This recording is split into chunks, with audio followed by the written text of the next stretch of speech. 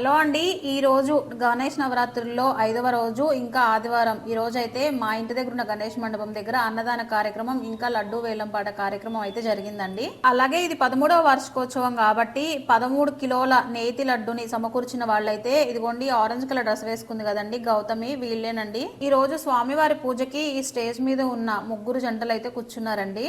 ఇంకొక పక్క అన్నదానానికి సంబంధించిన వంట పనులు జరుగుతున్నాయండి. ఓ సారీ అండి, అన్నదానం అని అనకూడదు అంటండి, అన్నప్రసాద వితరణ అని అనాలంట. కానీ నాకు ఫ్లోలో అలా వచ్చేస్తుంది. ఇది వరకు జరిగిన అన్ని సంవత్సరాలలో గణేష్ నవరాత్రులు పూర్తయిన తర్వాత రోజునే అన్నప్రసాద వితరణ, గణేష్ లడ్డు వేలంపాట, గణేష్ నిమజ్జనం లాంటి కార్యక్రమాలన్నీ జరిగేవండి.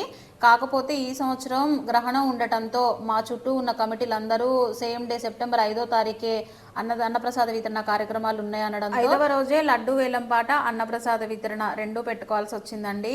గ్రాండ్ సక్సెస్ అయిందండి, చాలా బాగా జరిగింది. వర్షం పడిద్దేమో అని కొంచెం టెన్షన్ ఫీల్ అయ్యాం, కానీ వర్షం కూడా ఏం పడలేదండి, అంతా బాగా జరిగింది.